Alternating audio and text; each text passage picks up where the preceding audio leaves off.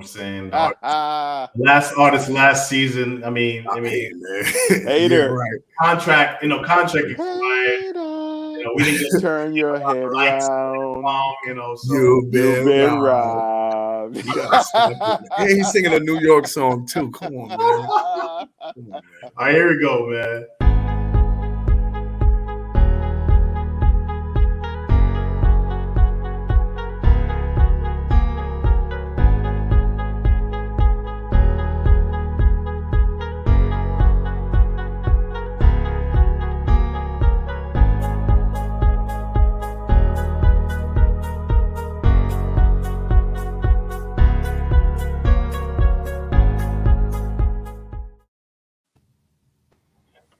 What's up? What's up? Be honest, universe. Yeah, I'm excited. It's 2022, baby. It's 2022. Wagwan, Massive, Yeah, I'm the only one excited. The other two are perpetrating. We're letting your energy. You carry the energy. Let you just get it on out. You're like Busta Rhymes right now. Nobody can come with me. I'm just excited, man. Yo, it's 2022, man. What's wrong with y'all, man? We made it to another year. God has been good to us, you know what I'm saying? Still representing 1, 2, 3 Jamaica, of course, you know what I'm saying? I like that hoodie, my man. Let them know. Thank you. I kept New it York, on, baby. We here. And I guess I'll hold the red for Atlanta. I guess I'll hold the red something for Atlanta. Even though it's giant with red. What's up, Patience? Say what's up, ATL boys. Say what's up to the people in the new year, man. Can we still say Happy New Year to? No, February, dude. That left with January, my friend. It depends on what calendar, right? But what I can say is Happy Black History Month. Yes, sir. Yes, sir. All of my friends, family, sir. allies, associates, everyone down for the cause. Happy Black History Month to y'all. Put a fist in the air, man. Let's keep the fight going. Yes, it's Patience. This is the Be Honest podcast. Let's get into it. Yes, and all those who identified as Black too. We got to give a shout out to That's them. right. There's a lot of people from other cultures and races who want to be identified as Blacks. Listen, man, and we accept them. That's the one thing about Black culture. We're lovers. You gotta be down for the cause, though. Exactly. You can't just be assimilating for your own, enjoyment, and as soon as times get hard, you want to run back. Hey, y'all heard what Paul Mooney said on the Chappelle show. Everybody want to be it until they want to be it. Exactly. You heard what Paul Mooney said. Rest in peace to the GOAT, Paul Mooney, man. GOAT, man. The GOAT, man. All these GOATs are dropping, man. It was a hard year last year. We lost some great people, man. Indeed. And shout out to Regina King and her family. Death of her son. We still got, we've been talking. We got to talk about that suicide, especially suicide is now becoming heavy on the rise in our culture, in our communities, man. Tucking it onto the rug, man. We got to deal with it this season. But right now, this is just a promo to all our Be Honest universe. This is not our original set. We're just doing a promo to promote season 3.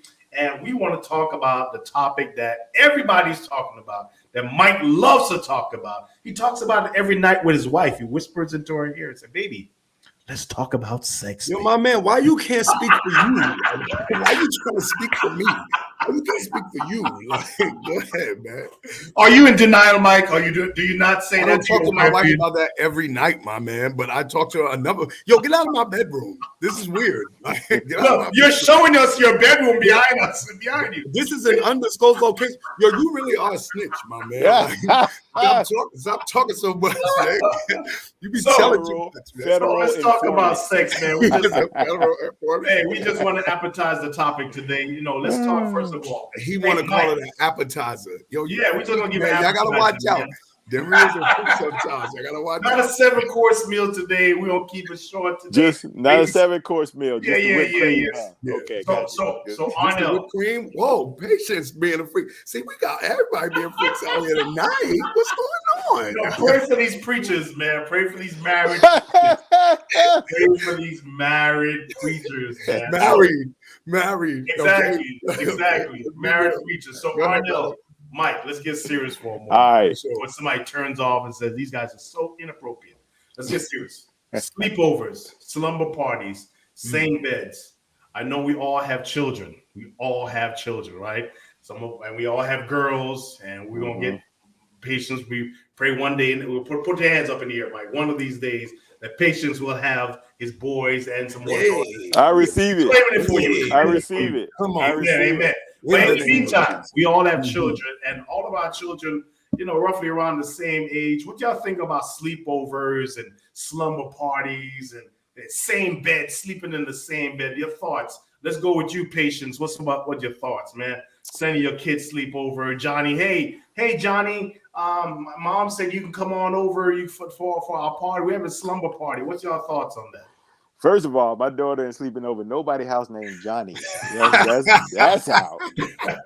That's definitely out. Not. Even if he got a sister named Susie, that's out. No, that's out. He ain't going. She ain't going. Oh, but okay. So as far as slumber parties, sleepovers, I'm not gonna lie. I am very cautious when it comes to that. I feel like I can't just know of the parents. I have to actually know the parents. Listen, for me to consider it. All right. For me to consider it, I have to have a relationship with the parents. Right. This can't just be some rando, just a parent from the school who's just out there that I may have seen once, but I don't have a relationship with, right? Yeah. Because the thing about it is I understand and I know the environment in my house. So I would be more open to, and this could just be selfish, but I would be more open to having, if she wanted a sleepover or a slumber party or something, to create an environment in my house for, her friend, to come over, as opposed to me sending her over there. Especially, I mean, if I don't know the parents, that's just out, just period. But if I do know them, and I feel like I have a relationship with them, I'm still cautious, but I'm not saying I'm totally against it, right? But so that's kind of where I land on that, man. I'm super, super, super cautious, man. And if I get that eerie, unsettling, no, this ain't right, I'll pull the plug on it in a minute, in a heartbeat. Is that because you have a daughter? Would that be the same? Of course. Would that be the same if you had a son? Yes. Nowadays, yes. Because I'm telling you, I don't take for granted that your little boy would be in danger. He could be in danger. There are so many young men right now struggling with their sexuality because of something that happened to them at an early age that turned on a switch that should not have been turned on in a way that should not have happened.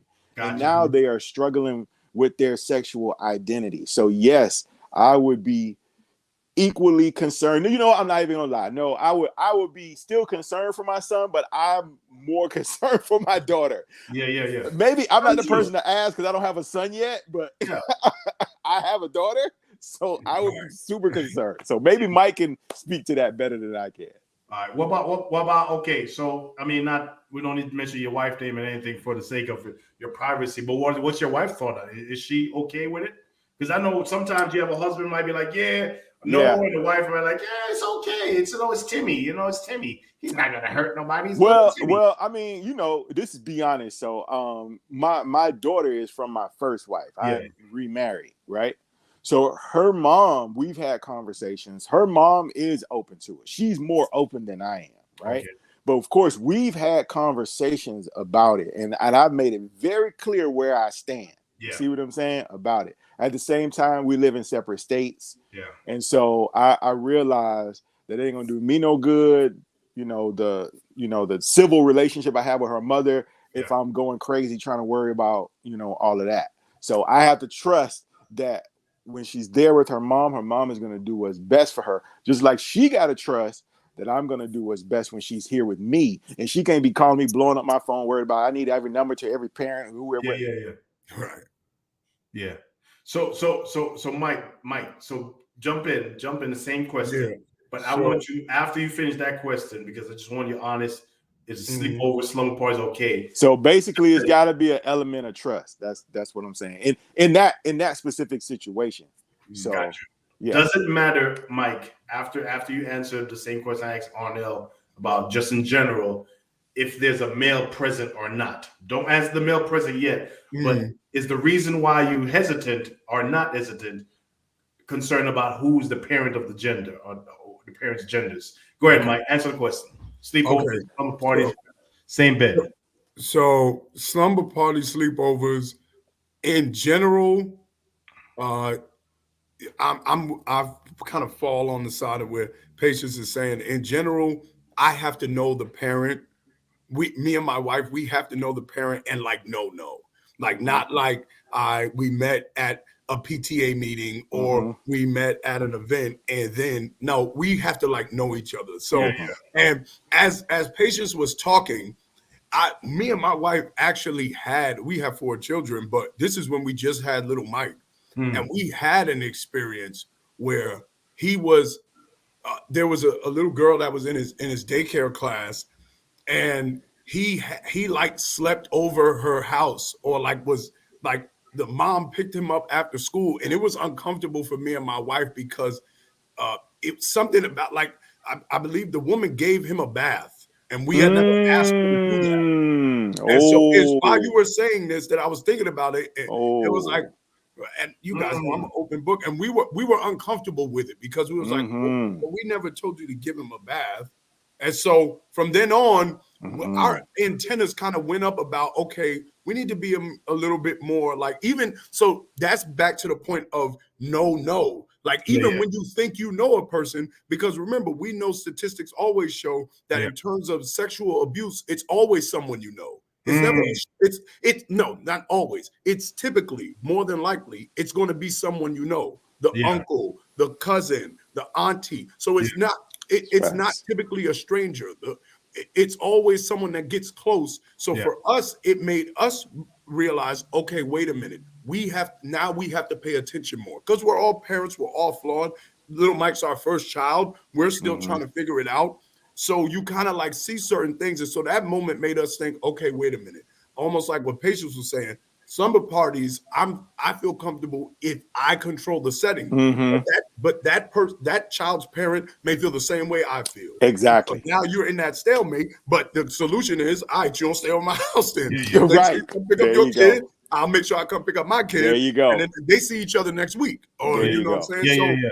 It is one of those things where, especially in this day and age, you have to tread lightly. You want me to answer the second piece? Or Go ahead. Answer the second piece. So in terms of a male being there, I'm not. I was raised by a single mother, so I have more of a comfort level just with women, as women being nurturing, et cetera, being more comfortable with my kids being around. If there's just a woman present, then I may be more apprehensive if there's a male present, especially if I don't have that close enough relationship where I can trust. And that, I think that's where we're all drawing this distinction of, but like I said, even when you know a person and you think you could trust a person, how much? And this isn't to say go into it being skeptical of all men as they're sexual predators, or women are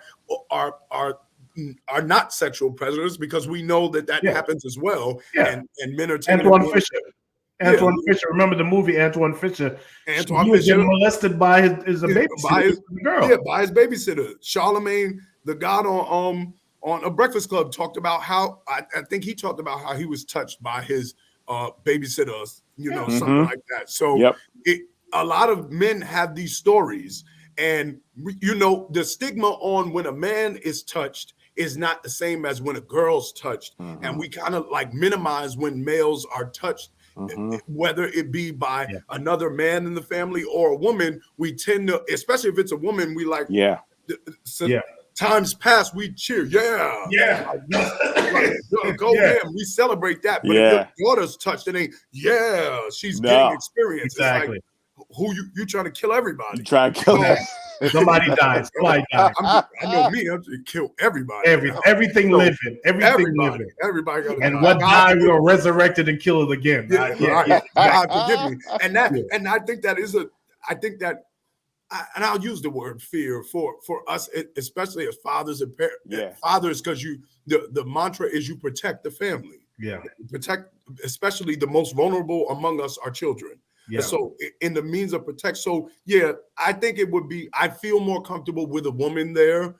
Just because, again, my background being raised by a single mother, having mostly women all around in my life. So, yeah, I think that would go for me. Men, it'll be a little bit more apprehensive. But again, if I know the man and am more comfortable, then it'd be different, especially with family members. Now, before we go on, and we just to our listeners, we're not trying to be biased.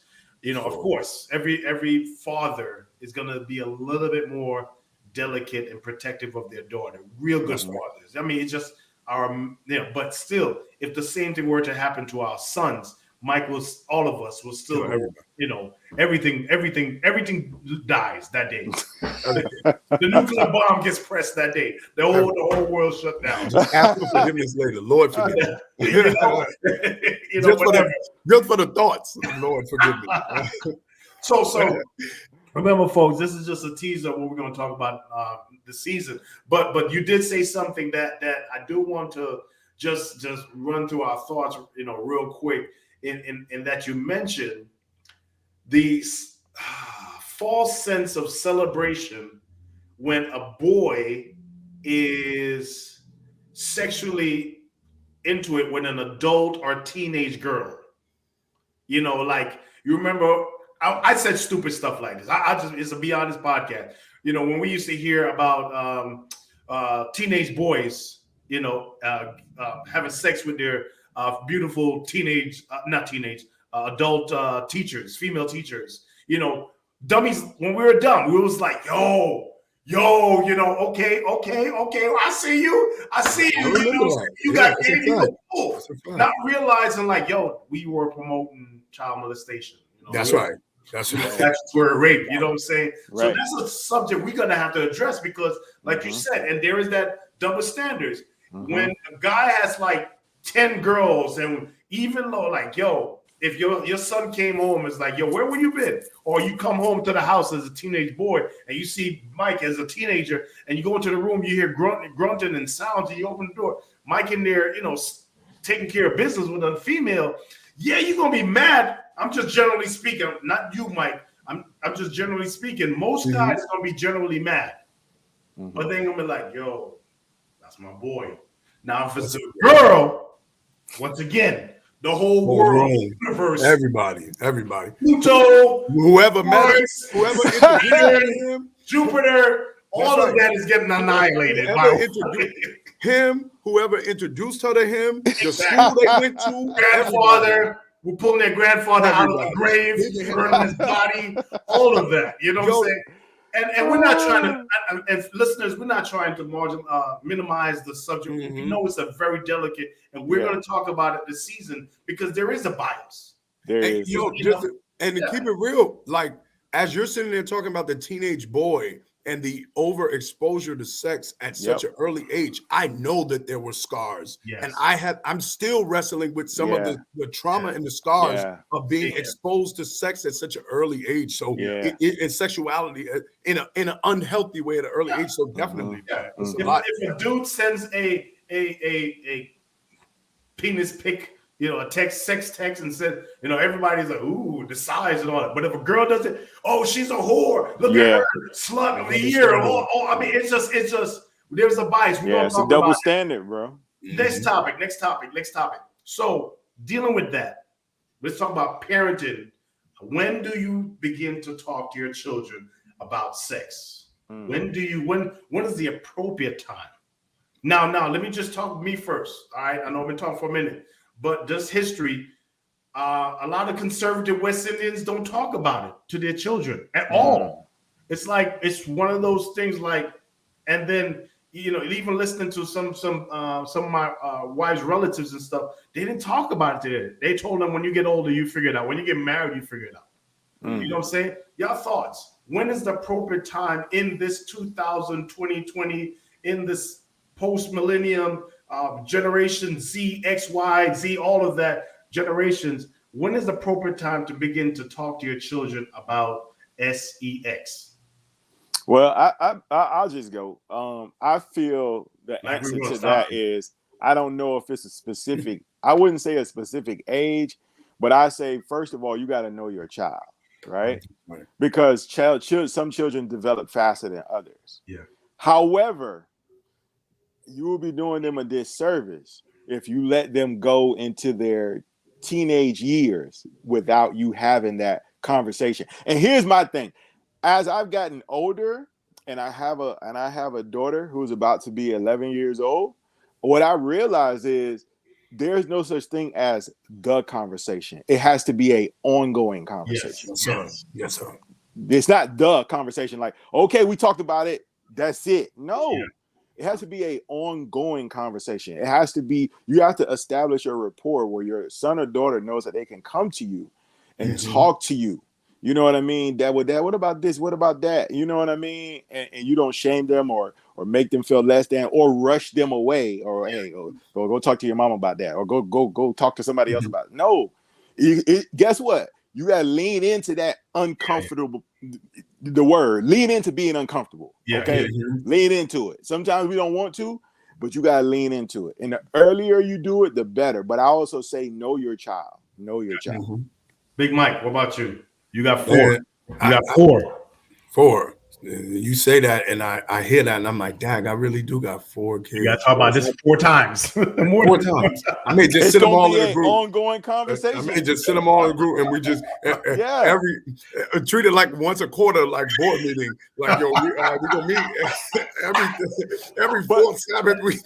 But the good news is this. The good news is this, and I'm gonna let Mike go, but this is in reference to him. The good news is this. Being that he starts this conversation with little Mike is gonna start having a conversation with his brothers and sisters. That's right. So it's gonna once he starts, then because guess what, Mike already knows this, but they're not gonna ask him all the questions. They're gonna start going to their oldest brother. Yeah. Right. They're gonna start going to him, especially when he starts dating. They're gonna be looking to him. Yeah, that's right. Because they're gonna be looking at Mike like he don't know nothing. So they're gonna start looking at little Mike. So that's why it's super important that little Mike has it right. Gotcha. He knows it. He may not always do the right thing, but he knows and he's been taught the right thing because he got other ones behind him that's looking at him. Yeah. That's it. That's kind of how me and Michelle approach him. And I know, especially for me, you know, sometimes I'm tough on him, but at the end, but I do look at it as like, okay, you're the oldest. Now. Yeah. You guys set the example. I can't make you think. I can't. Yes, you are all equal in the love we have for you, but you do set a tone as being the eldest of the 4 of them. Absolutely. And so I'm with you, Patience, in terms of age. I don't think there's a particular age to point to. Of course, we all know human and child development at certain stages starts where they really start to form their personality at around 7. But I think it's important. And Denver, you talked about it before. Like we did the same thing. We started talking about body parts early. Yeah. Like as old as they knew how to understand what are the particular body parts, where good touch and bad touch, things of that nature. And I think that beginning with that conversation expands it. And like you're saying, Patience, it becomes an ongoing conversation that over the time throughout the years you start to develop, because you really want, we're all, and again, we're Christians, so we understand that the Bible gives us a sex ethic. And we try to apply that in the best of our ability. None of us are perfect. We don't understand the word perfectly, but we try our best. And so for us, it's always, kind of making sure, like I said, we started early with, hey, these are the body parts. This is good touch. This is bad touch. And then as time progresses, just giving them a little bit more information. And Patience, I love what you said, and creating that space where now you could just start coming and asking questions. Hey, what about that? Perfect example just happened. My brother Denry preached an amazing sermon. Go check that out on Tribe. What is it? Tribe SDA Worship. Yeah. Talking about sex. And you started the sermon. And at first I was like, somebody wrote in the comments, like, should our kids be still here for this? And then Denry had said, okay, no, your kids can be here for this. And then at one point I was like, Denry being a freak, I'm gonna send my kids upstairs. And then me and Michelle was like, well, when is there a good time?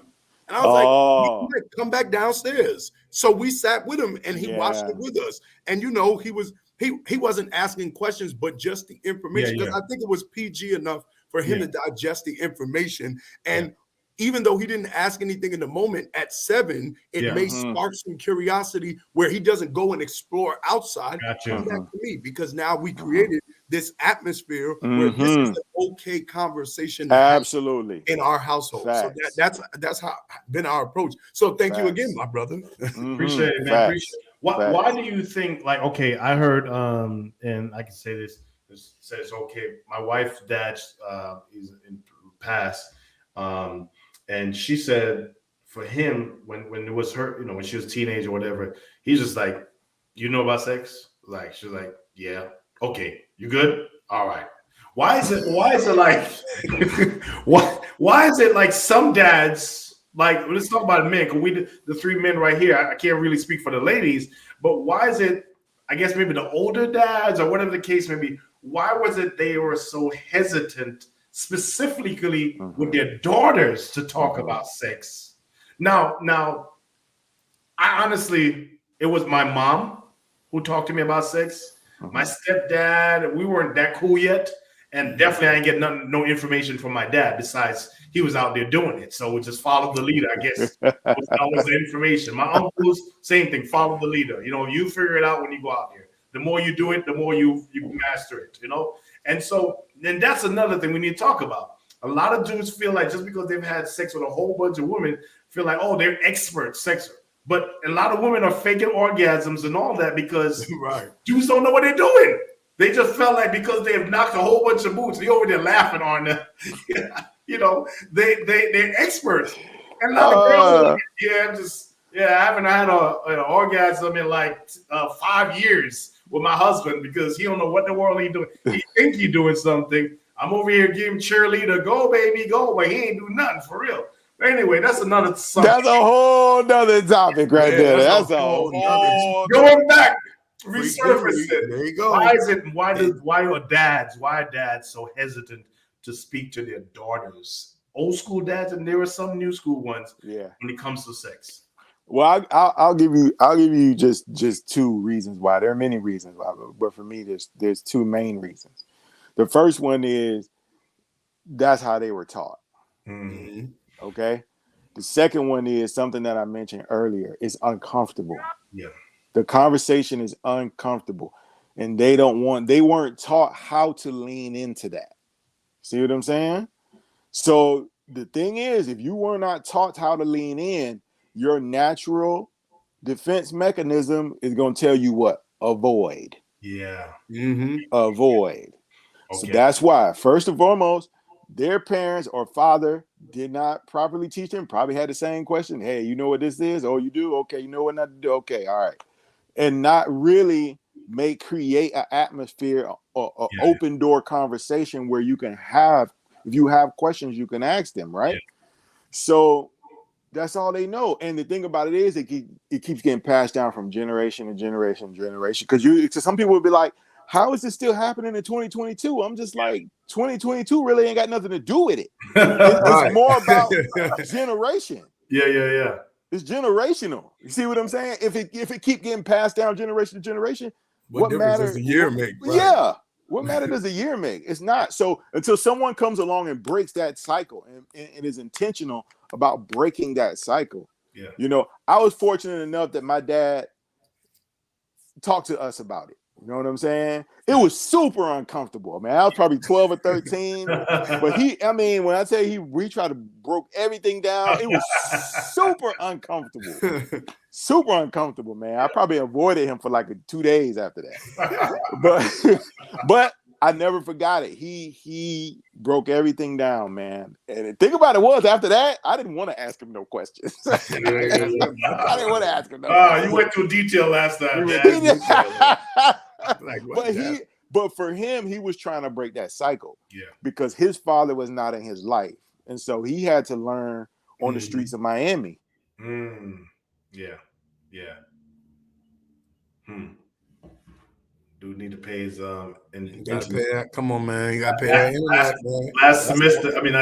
Last season, y'all got on me about my internet bill. Nah, you got to do something about the internet, my brother. Listen, man, I don't know what it is. You know, it's so crazy. Before we started recording, man, everything was fine. Everything was great. Everything was perfect.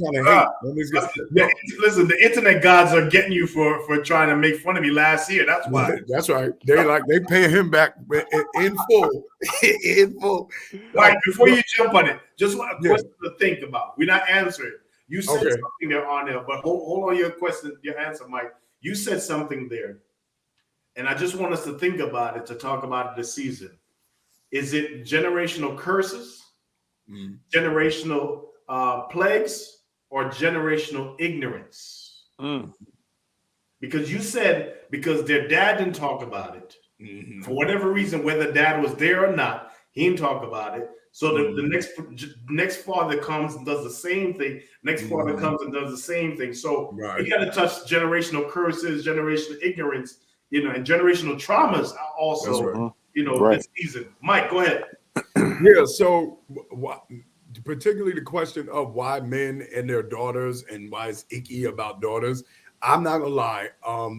First thing I thought about when I knew I was having a girl, and I kind of expected that I wanted girls. I wanted 2 boys, 2 girls. So I kind of wanted it. But the one thing I always thought about after I have 2 girls, after I thought about it, was Nas' song Daughters. From Life is Good, one of his best albums. And he set a bar in True verse. Nas fan, by the way, ladies and gentlemen. True facts. 100%. So he set a bar. He said 2 bars at the end of the second verse. He said, "They say the coolest players and foulest heartbreakers in the world. God gets us back. He makes us have precious little girls." Yeah. So that bar was like, Nas right. So the reason why I say that is to answer the question is, the reason why some guys feel a way about their daughters is because you know what you used to do to other people's daughters. True. The imagery is in your mind. Get him. That's what Nas was talking about. That's what a lot of us that, again, as I mentioned earlier, there's many things that I know the trauma and the early sexual experiences, how they manifested themselves negatively in my relationships. Even in my marriage. So, and having to unlearn those, and by God's grace, maturing through that. But that it's part of that's ingrained in your mind of knowing what type of male you were, or what type of man you were, and what you were doing to other people's daughters, how you treated them. Because it's not just because we know sex isn't just a physical act, but there's so much that comes along with it. That's a train that comes with it. And so, as a man, what you used to do, and that was definitely something for me early on, and probably still in some ways kind of gives me some PTSD and thinking about what potentially could happen with my daughters. And so I think that's a huge part of it for men. And Nas spoke truth with that one. Like, I think a lot of us that's a fact. Yeah. That is a fact. Arnett, when we were in the ATL, one of our homeboys, I mention the name because he didn't give me permission to mention his name. I don't want to get shot because he got multiple. Listen, he got multiple girls. The same thing. He was saying the same thing that what Nas said. Those who were true players got true contact. They got all girls. Both girls got all girls. But homeboy said for every daughter he got, I think he got 4. He got himself a rifle. He got himself a shotgun. Yo, listen, man. All of that. And so that makes me think, based on what you say, like, man, what damage did you do? No, that's what I'm starting. You know what kind of scumbag you was, so that's why when you get that's why you get all that. Like, man, you got a whole arsenal. You got a whole arsenal back there. Yeah, man. Before we get out of here, so the last one. So with Instagram, people are DMing each other on Instagram. They're hooking up TikToks, whatever. Boom. There are a lot of non-committed sex. Like people are just, don't get me wrong, folks. Sex is not new. Uncommitted sex is not a new thing. It's been from the days of the first prostitute and so forth. But now, because you could just hit up somebody in DM. When I had a homeboy used to go on Craigslist back in the days and just meet people on Craigslist. Yes. He said, yes. When Craigslist first came out, You can buy cars. Bro, listen. You can that's risky. Listen, he said, you can buy cars on Craigslist. You can buy groceries on Craigslist, and you can even buy some crotch on Craigslist. Dude, he was like, listen, it's better, it's safer. It's like all you gotta do is set it up. Boom, boom, boom. Risky business. How is that safe? I don't know. Business. That's what he said. He said it was safe. I didn't say it was safe. Is he still alive? Right. He's still alive. Praise God. Of his sins. By the way, God have mercy on his life. He was covering that man. Oh my God. By the way, repent on your sins. It's not our fault. You told on him. That's right. So he can repent. What kind of friends do you hang with? So anyway, man. It's a lot of hookups. Yeah. Hookup culture, man. It is, man. It's hookup culture, bro. Just like, and it's like, boom, we DM, boom, boom, boom, okay, boom, boom, boom. No, some of them don't even know names. That's how gross it is. Non-creative sex. Is that really sex? Is that real intimacy? Gentlemen, what's your thoughts? Is that intimacy? Is that real sex? I mean, I know we're spiritual men. We believe in sex in marriage. It's a holy thing. But is this sex, or is this like what they said? It's your thing. Do what you want to do. Is there consequence to that? I mean, what's going on here? Okay, so you asked a few questions in there. Mm-hmm. So just answer the question on the screen. Okay, so I'm gonna answer the question that's on the screen. That's right. So, all right. So, of course, we understand, as you gave this long soliloquy about, we live in the age where there is a subculture, a hookup culture. Like you said, it's not new. It's not new. It's been around. Okay. But now it's easier access now. Right, because now there's a lot of group of individuals who are just okay with it. They've accepted it. That's right. And because, as you know, each generation pushes the envelope a little bit further. Yeah, that's right. So this generation, they're just okay with it. A lot of people are on Tinder and these other sites for the sole purpose of just hooking up. Yeah, that's it. And they're open about it. They're honest about it. They don't even lie about it. It's not like the sleazy guy at the bar trying to pick up women because he want to take them home. He ain't got to do that no more. And you don't even have to spit game anymore. No, it's just out in the daylight. Listen, when they go on these apps or whatever, it's right there in the profile. Swipe left, swipe right. There you go. That's it. So my thing is this. All right. I think does it happen? Yes. Is it ideal? No. Does it last? No. Does it fulfill you? Temporarily. Okay. But I think people do this a lot of for many different reasons. And I know that's a different subject for a different day. I don't want to get into that because that can take us in many different paths. Mm-hmm. But I'll just say this, right? I think at the core, there's an emptiness inside of them. Mm. And they're trying to use that to fill a void. Yeah. Right. I think by doing that, what they really want is a level of intimacy that was missing. Right? That's missing in their life, whether it be from someone to journey through life with, or maybe sometimes it's because a parental figure was not in their life. Yeah. Right. And so they're trying to fulfill a void. They're trying to fill a void that's there. And they feel like, okay, well, for these few moments that I'm having it, I've got this euphoric feeling, but afterwards it leaves you with more and more and more and more and more emptiness. Yeah. And so I know it happens. I don't endorse it. We definitely got to do a show where we can dive more into it. But, I guess I just want to, I guess these will be my parting words, man. I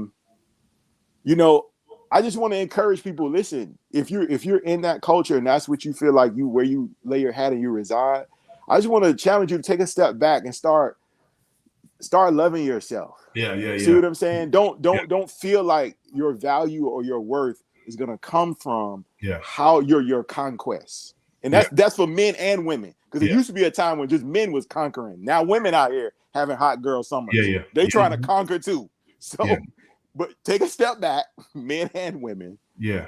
Understand, start to discover and learn about your value. Of course, that comes from God. I believe that. But know that you have intrinsic value and worth that you don't need to do that in order to feel whole. Yeah. I'm just gonna leave it there for now. Big Mike. No, sir. The chaplain finished it beautifully. No, sir. You ain't gonna have me follow that. Nope. But I know he did an excellent job. But ain't nothing I got to say to add to that. Is there anything as no strings attached? So when a person does this non-committed sex, can they literally just walk away and no strings attached? Impossible. Yeah. So we're gonna talk about it. It's a figment of your imagination. Answer. Impossible. Yeah, you can lie. Don't explain no more. Don't explain no more. We're gonna talk about it this season. Yeah. We're gonna talk about it this season. So, gents, thanks again for another job well done, folks. My people, our people, Be Honest Universe. These are some of the heavy topics we're gonna be dealing with this season. No hold back, no hold bar this season. We taking the gloves off. We're gonna press the nuclear bomb when needed. You know what I'm saying? We going into it because why? We believe in soul salvation. We believe in helping save people's soul. These are the things that people are talking about. It's time we stop playing around in church and acting like. One thing COVID has taught me as a pastor, listen, why y'all been in the wall all this time? You know what I'm saying? 4 walls. Church is more than 4 walls. COVID has taught me that church is more than 4 walls. The people in the community be like, yeah, we've been waiting on y'all while y'all enjoying yourself in y'all little building. But thanks for joining the Be Honest Universe and our little promo for this season. We're looking forward to tune in for season 3. It's going to be hot. It's going to be on fire. It's going to be short. We ain't going to do the long. Like, we're not going to let Arnell just keep talking and talking. They don't believe you. They know you lying. New York people, we get to the point. They know you lying. New York and Jamaicans. They know you lying. West Indians and New Yorkers get straight to the point. Southerners, that's right. Yeah, you Southerners, man. They want to eat cornbread. So they want to eat cornbread, a fish fry, some Kool-Aid. Yeah, I'm thinking about fish fry too. They go see an Anthony Hamilton concert while they're all talking in one, man. on a side note, man, once again in Minnesota, it has happened again, gentlemen, and we know we're gonna have to talk about this. You know, you heard about the no-knock thing. My true apologies. I forgot my brother's name. Well, do y'all remember his name?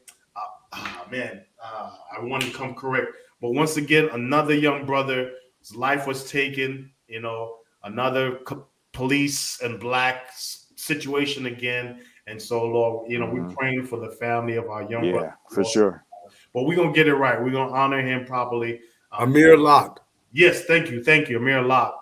And it said, dude, I saw the video. I don't know if y'all saw the video. I didn't watch the video, Mike. Yes, he was sleeping. He barely moved. Yeah, he was sleeping. And he had a licensed gun in his house. His licensed carried gun in his house.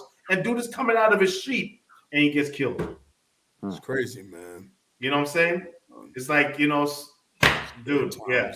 But anyway, that's what we're going to talk about and many, many more this season. And also tune in to my man Mike and Arnell on the what?